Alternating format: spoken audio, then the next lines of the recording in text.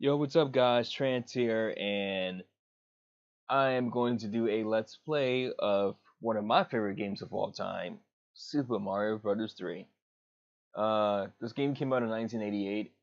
I didn't really play it until about 1990. I think I had to be about six at the time, but I used to be so addicted to this game. I played this game day and night. I would spend my Saturday afternoons playing this game literally all day, from World 1 to World 8. Anyway, let's get started. Mario 3 is my favorite one because I basically out the whole series because it was the one with the most imagination. There were secrets everywhere. There were things to find, new places to discover, items to power up with. You had like the different suits. You had the frog suit, you had the Tanuki suit, you had the Hammer Bros suit. You had so many different suits, and then you had also items like Karibo shoe. That's the shoe the Goombas were in, where you can actually hop around, and for the first time ever, you had the ability to actually jump on piranha plants, and that was pretty cool.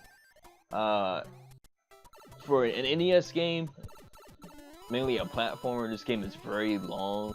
I mean, you could beat it in a couple of hours, but still, it's a very meaty game. There's a whole lot of things to find, and a lot of people won't even find most things on their first try. Like, there are so many secrets that you can't really just find them. They kind of just happen. Like, for example, the world map holds a lot of secrets in this game. You have different events that happen depending on how you clear the stage. You have like the card game, where you have to match two. You have the ghost ship that pops up that gives you a lot of coins.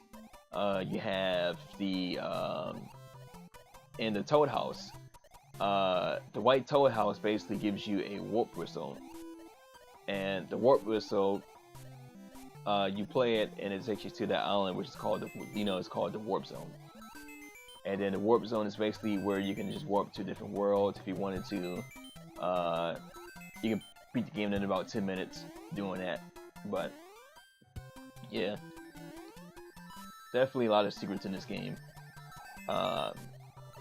Which is why I'm glad for like Mario Galaxy they actually went back to this game for inspiration, because if you play Mario Galaxy and you play this, you will see a lot of similarities between the two. Mainly because they're more like point A to point B games and everything in between. And Mario platformers are especially known for that. It wasn't until Mario 64 where they started the whole scavenger hunt thing, where you had different objectives. You had to do this to get that, and so on and so on. But with Mario Galaxy, they went back to Mario 3 and basically said, you know what, the fun lies in just playing through a level and getting that memory where you can just say, hey, I know where to jump, I know where the secrets are. I just like playing a level.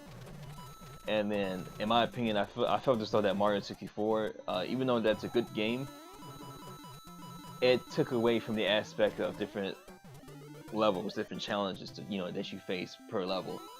And Mario 64 had about 15 courses, and Mario 3 has about, I think, 90. I don't know the exact count, but this game has a lot of levels in it. And then basically, each level presents itself in a different way. Some levels, you have you swimming underwater. Some levels have you in a giant world. There was a lot of creativity with this game, so this is actually one of the well-known secrets of Mario 3, where you basically you hold down and Mario ducks on a white block, and that takes you behind the stage. And behind the stage is where you find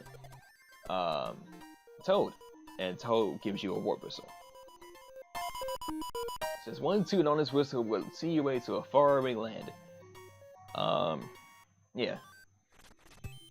So we went into this mushroom house. I'm going to get like an item. So let's see what I get. And I get a mushroom.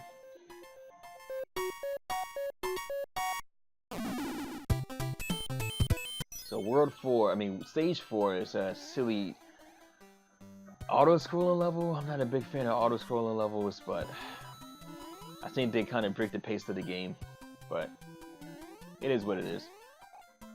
There's a one-up mushroom hidden right here, and that happens every time. I don't even try to attempt to get that mushroom, so.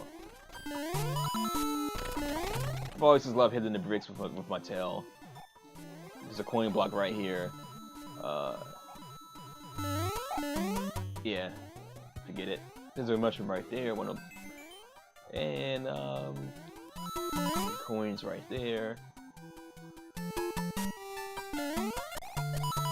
Platform going down. There's another coin block right here, but the stage scrolls a little bit too fast. Well, I got it this time, so. There's a Koopa Trooper, or I'm sorry, a Paratrooper. You just knock him off his shell. Islands with you in this game. Boomerang Bro, he's gone.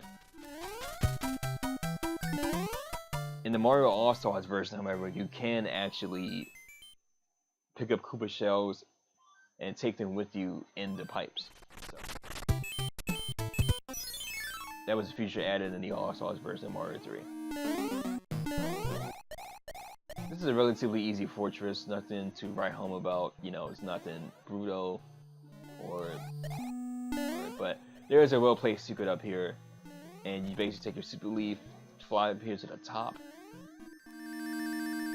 Mario lands on the roof, I guess, and then you find a chest with a warp crystal. Anyway, this is part 1 of Mario 3 World 1. I'll be back with